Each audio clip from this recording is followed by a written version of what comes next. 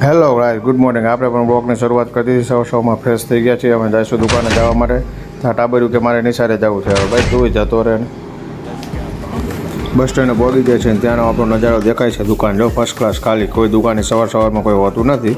હવે દુકાન ખોલીને સાફ સફાઈ કરીને સવારની શરૂઆત કરવી દેવી. જે આપણા દરરોજનું રૂટિન કામ છે. જો થઈ ગઈ સાફ સફાઈ કમ્પ્લીટ ચાલુ.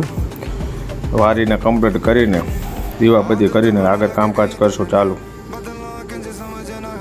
સાફ સફાઈ એમાં ફટાફટ વસ્તુ ગોઠવી દઈશું, જેથી રસ્તામાંથી વસ્તુ પણ નીકળી જાય અને ગ્રાહકને પણ ખ્યાલ આવે કે આ વસ્તુ આ દુકાને મળે છે. અને આ આપણા દરરોજનું રૂટિન છે. સવારમાં ઉઠીને વસ્તુ બહાર ગોઠવવાની છે. ફટાફટ ગોઠવી દેવી. જે દુકાનદાર આવે છે તેને ખ્યાલ પડે છે કે સવારમાં કેટલું કામ કરવું પડે છે. દુકાને આવીને બધું ગોઠવવું પડે છે, વ્યવસ્થિત કામકાજ કરવું પડે છે. અને પછી ત્યારે દુકાન વ્યવસ્થિત દેખાય છે. ખાલી દુકાને ટેબલ ઉપર બેસીને કે ગ્રાહકોને વસ્તુ દેવાય તે નથી, એની પાછળ ઘણું બધું કામકાજ કરવું પડે છે અને ઘણું બધું ધ્યાન રાખવું પડે છે. જે તમે જોઈ શકો છો કેટલી બધી વસ્તુ બહાર આપણે ગોઠવી દીધી છે. લગભગ તો અડધી કલાકનો ટાઈમ તો એમાં જ જતો રહે છે, વસ્તુ ગોઠવવામાં, સાફ સફાઈ કરવામાં. સવારમાં કસરત પણ થઈ જાય.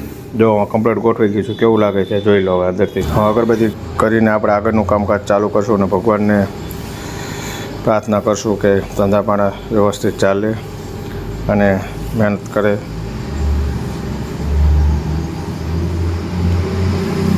દીવાબત્તી કરવાની છે. આગળનું કામકાજ બીજું સ્ટાર્ટ કરી દઈશું.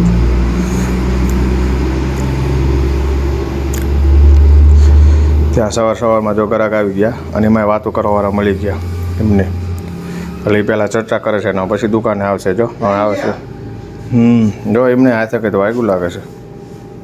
જો કે મારે સિમેન્ટ લેવી. હાલો ભાઈ, તમને સિમેન્ટ આપી દઉં. એમાં શું ગોડાઉન છે, તમે જોઈ શકો છો. એ ભાઈને સિમેન્ટ લેવાને લાગે ત્યાં કલરના ગ્રાહક આવી ગયા. હાલો એમને પણ કલર બનાવી દેવી. મજા કરવાને આપી જ દેવાનું છે, કોઈને બાકી રાખવાના જ નથી. ચાલો બાય, નેક્સ્ટ બ્લોગમાં મળશું.